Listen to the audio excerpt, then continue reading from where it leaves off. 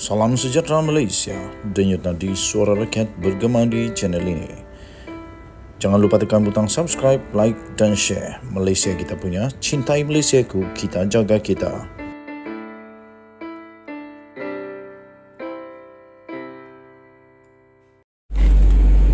Salam sejahtera Malaysia, denyut nadi suara rakyat bergema di channel ini. Tuan-tuan dan puan-puan yang dihormati sekalian, sekarang ini antara topik yang paling menarik perhatian rakyat Malaysia pastinya untuk peminat-peminat Blackpink in the area. Gangnam Style. Bukan Gangnam Style lah. Tapi sekarang ini ada juga isu berkenaan dengan pada masa-masa beginilah Blackpink datang, pada waktu orang sibuk sakit kerana banjir dan macam-macam lagi lah, Blackpink datang. Okey lah, tak apalah. Untuk hal itu okey. Tetapi kalau ada persoalkan, kenapa Blackpink boleh masuk Malaysia dan siapa luluskan? Mana tahu ada pula orang persoalkan siapa sebenarnya yang meluluskan konsep Blackpink in the area ini. Sebenarnya adalah kerajaan sebelum Anwar Ibrahim. Yang pastinya saya bukan nak tolong Anwar Ibrahim, tidak. Tapi kita nak supaya benda ni bukan auta, menjadi fakta, menjadi benda benar. Jangan pula tiba-tiba lebay-lebay sibuk nak kata sekarang ini semuanya dah jadi maksiat. Tapi tahukah anda sebenarnya kalau esok tiba-tiba, kalau esok tiba-tiba ada pihak perasan suci, murni, kudus, tak berdosa, hebat, bersah, masuk surga, macam-macam lagi lah, yang perasan sangat suci, tiba-tiba tanya kenapa buat konsert Blackpink waktu negara dilanda banjir besar. Anda boleh tunjuk dia receipt ini beserta tarikh 15 Julai 2022. Tahun 2022, bulan Julai, 15 hari bulan. Waktu itu aku rasa tak ada kena mengena dengan Anwar Ibrahim untuk kerajaan ni. Waktu itu Anwar Ibrahim dan orang-orangnya pembangkang. Jadi begini saja. dah terlanjur luluskan, dah terlanjur orang beli tiket. Apa boleh buat, nak kena teruskan. Kalau tak teruskan nanti kena saman. Yang kena bayar kerajaan siapa? Perdana Menterinya juga masalah, nak kena bayar saman. Jadi tawakal sajalah, tawakal saja. Yang pasti ini konsep telah pun dikeluarkan. Blackpink sah bikin konsert di Malaysia. Dan berita ini bertarikh 15 Julai 2022. Jadi tahniah diucapkan kepada Blackpink yang dapat buat konsert di Malaysia. Tahniah bagi semua penyokong-penyokong, peminat-peminat Blackpink, kerana anda boleh menonton Blackpink face to face. Dan terima kasihlah kepada kerajaan terdahulu, kerajaan sebelum Unity Government ini, kerajaan terdahulu pada tahun 2022 bulan Julai. Kerajaan apa waktu itu? Ucap terima kasih kepada mereka. Dan menteri yang berkenaan pada waktu itu, terima kasihlah kepada mereka yang meluluskan konsep yang terbaik ini, yang dapat menjadi tontonan untuk rakyat Malaysia, terutamanya untuk segenap masyarakat majmuk di Malaysia ini dapat menikmati konsep Blackpink. Okey, so terima kasih kepada kerajaan yang dulu. Cuma saja jangan salahkan pula kerajaan yang sekarang ini, kerana kelulusan itu bukan dibuat oleh kerajaan sekarang. Okey, jadi sekali lagi tahniah diucapkan. Dan jangan risau bagi semua yang sudah membeli tiket. Setakat yang saya tahu belum ada lagi apa-apa pembatalan dan sebagainya. Dan belum ada lagi belum ada kenyataan lah daripada mana-mana pihak yang pergi tengok Blackpink ini masuk neraka. Belum ada lah. Belum ada. So, tahniah diucapkan. Kita jumpa lagi. Sila tinggalkan komen. Bye-bye.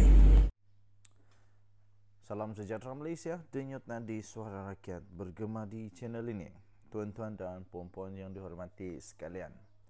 Kerajaan perpaduan sekarang ini ternyata memang mau berusaha untuk membantu rakyat yang sedang dalam tekanan hidup kerana kos sara hidup yang sudah meningkat dan pelbagai lagi tekanan-tekanan yang lain.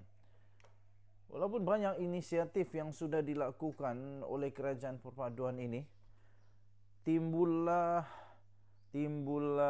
pihak-pihak tertentu yang menggunakan banyak sekali taktik-taktik kehabisan modal. Taktik-taktik sudah kehilangan modal, tak ada apa lagi nak dicakap, terpaksa pakai taktik-taktik yang lucu kadang-kadang. Termasuklah Menu Rahmah. Menu Rahmah satu inisiatif tanpa modal yang sebenarnya sangat bagus, yang membuatkan PAS seperti hilang akal. Kita dengar, kita sudah tahu, kita sudah memerhatikan bagaimana ahli politik terutama daripada parti PAS yang menggunakan Menu Rahmah ini juga sebagai satu agenda politik yang menyebabkan lawak jenaka terjadi dan menyebabkan apa orang kata kontroversi isu yang melanda. Menu Rahmah satu inisiatif tanpa modal yang membuatkan PAS seperti hilang akal. Apa pendapat anda? Sila tinggalkan komen. Setakat ini sejak terbentuknya kerajaan perpaduan, dua perkara yang didapati paling membuatkan PAS sakit hati dan benci sekali. Yang pertama, Anwar Ibrahim, dan kedua Menu Rahmah.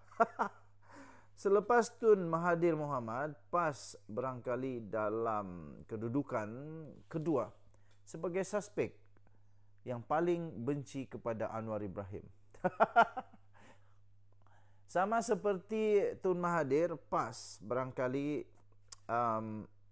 tak boleh terima langsung Anwar Ibrahim menjadi Perdana Menteri. PAS juga sentiasa cuba menghalang Anwar daripada menjadi Perdana Menteri, baik ketika parti itu berada dalam Pakatan Harapan, Pakatan Rakyat, dan lebih agresif setelah ia tidak lagi menjalin sebarang kerjasama dengan PKR. Apabila akhirnya Anwar berjaya juga menjadi Perdana Menteri, tentunya bukan kepalang sakit hati dan bencinya PAS kepada pengurusi Pakatan Harapan itu. Ditambah ketika itu, bagaimana rakyat dilihat amat menerima baik kepimpinan Anwar dan sentiasa menyerbu kemana saja beliau pergi. Disertai pula dengan dunia pun sama hangat mengalu-alukannya.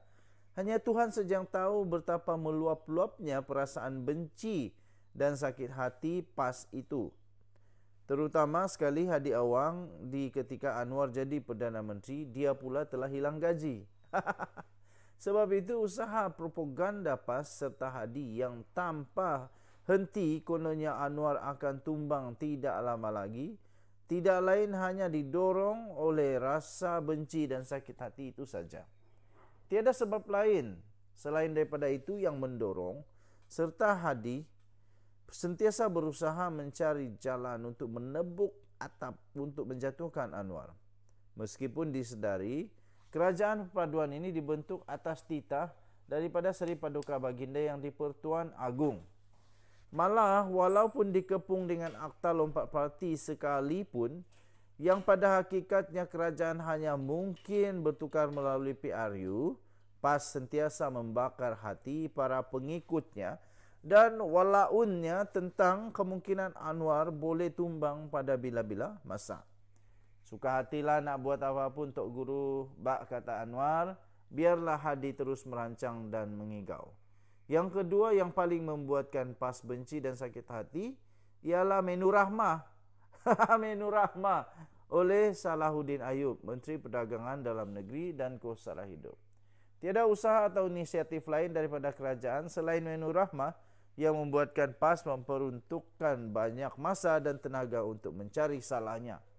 Menu Rahmah adalah inisiatif Kerajaan Perpaduan untuk menyantuni golongan miskin dan bagi memastikan mereka sentiasa kenyang melalui pengenalan harga serendah RM5 untuk satu hidangan. Okey. Panjang dia punya artikel, dan panjang artikel dia kamu boleh baca di shahabudinhussein.com, shahabudinhussein.com.net. Okey. Tuan-tuan dan puan-puan yang dihormati sekalian, saya bacakan sedikit lagi. Tapi saya bacakan 2 perenggan terakhir. Yang nyata, menu Rahmah telah membuat PAS seperti hilang akal dan berpolitik dan lupa adab Islam yang sebenar. Dalam hal ini, kalaulah semua menteri dapat memikirkan satu inisiatif baru bagi setiap kementerian yang menyerupai menu Rahmah yang kesan langsungnya dapat dirasai oleh rakyat, dicampur dengan kepimpinan Anwar yang terus diyakini, bukan saja pembangkang seperti PAS yang akan kehilangan modal dan mati akal, malah kerajaan perpaduan ini senang-senang boleh kekal memerintah negara lebih lama lagi. Ditulis oleh Shahabuddin Hussein, 3 Mac 2023. Denyut nadi suara rakyat bergema di channel ini. Bye-bye.